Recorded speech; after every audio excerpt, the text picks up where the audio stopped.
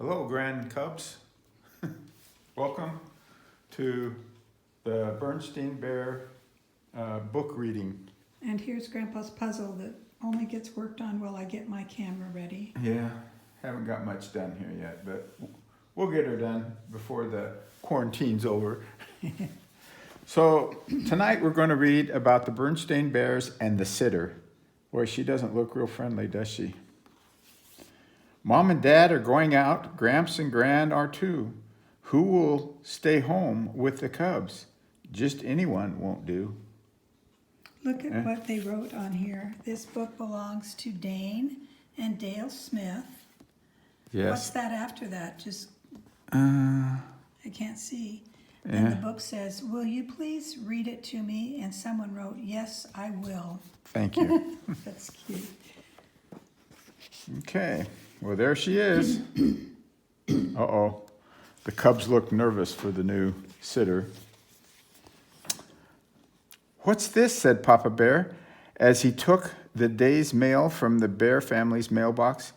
It was a notice telling about an important meeting that night at the Bear Country Town Hall. Boy, that night. Mama Bear called up Grizzly Gran. Brother and Sister Bear sometimes stayed at Gramps and Gran when Mama and Papa Bear had to go away. But Gramps and Gran were planning on going to the meeting too. So brother and sister couldn't stay with them. Shoot. By the way, kids, these are phones that even predate Grandpa, that you actually had a wire that was attached somewhere to the floor or the wall, and so you had to go stand by the phone, or like Sister here is talking on this phone that was more like the ones they had when I was a boy, instead of cell phones. Okay. Or with Aunt Maud, I guess that's Aunt Maud, excuse me. Or Cousin Wilbur, they were going to the meeting too. Why can't we go with you? Asked Sister, beginning to get a little upset. Yeah, added Brother Bear, because, said Papa, this meeting is for grown-ups, and besides, it won't be over until late, way past your bedtime. Well, where are we going to stay? The cubs wanted to know. You're going to stay right here, said Mama, as she put down the phone. Alone? Asked Sister. Of course not, said Mama. I've arranged for a sitter. A sitter? Said Brother. Who is it going to be? Mrs. Grizzle, who lives in the hollow stump at the end of the road, said Mama, feeling much better about the whole thing. Mrs. Grizzle? Said the cubs, not feeling better at all. Dark cloud over their head.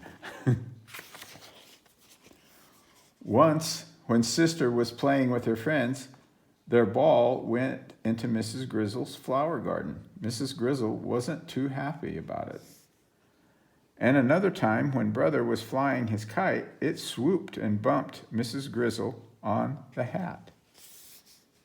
She wasn't too tickled about that either. Later that evening, after the supper things had been cleaned up, Mama and Papa got ready to go to the town meeting. But who's going to scrub our backs, read us a story, and tuck us in? Asked Sister, still a little nervous about the idea of a sitter. I understand that Mrs. Grizzle has raised 7 cubs of her own, said Mama, putting on her hat, and I'm sure she's a perfectly good back scrubber, story reader, and tucker-inner. She's not going to scrub my back, Brother Bear said under his breath. Uh-oh. Mrs. Grizzle came walking up the path to the bear's treehouse right on time. There was no question about it. It was the same Mrs. Grizzle who got bopped with the kite and didn't like cubs tromping her flowers. She was very large, almost as big as Papa, and she carried a drawstring bag. Evening all, said Mrs. Grizzle in a loud, jolly voice. Well, time's a-wasting, you two. she said to Mom and Papa, "You better skedaddle off to your meeting." Mrs. Grizzle had a strong way of saying things, and folks usually did what she said. Mom and Papa kissed the cubs goodnight and skedaddled. "Phew," said Mrs. Grizzle as she sat down in Papa's big chair. "It sure is good to get a load off your feet." She took off her hat and looked into her drawstring bag. There's something about somebody looking into a bag that makes cubs very curious. "Mrs. Grizzle," said Sister. "Yes? What's in the bag?" "Nothing much, just some things I take along when I'm going sitting. A piece of string, a pack of cards." Meanwhile, over at the town hall, the Bears were getting ready for their important meeting.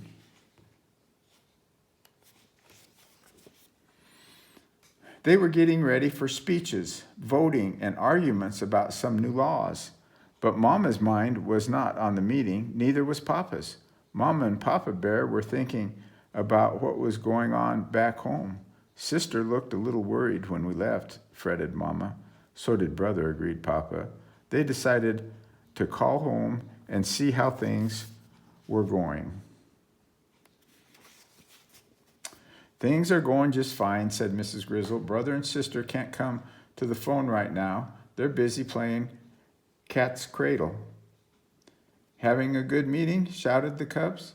"But they say to have a good meeting." "Oh, have a good meeting?" shouted the cubs. "Have a good meeting," shouted the cubs. "But they say to have a good meeting."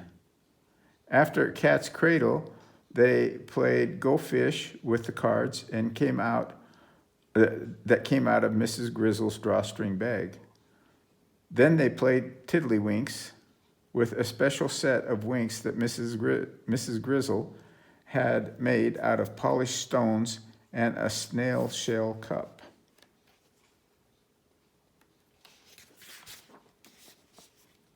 After a while, the cubs got the yawns, and Mrs. Grizzle began getting them ready for bed.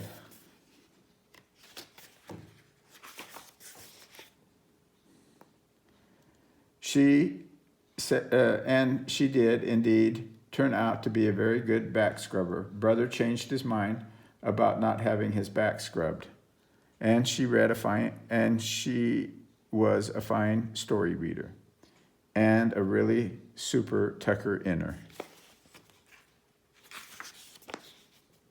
"I hope Mama and Papa had a good meeting," said Sister with a yawn, "because we had a very good sit."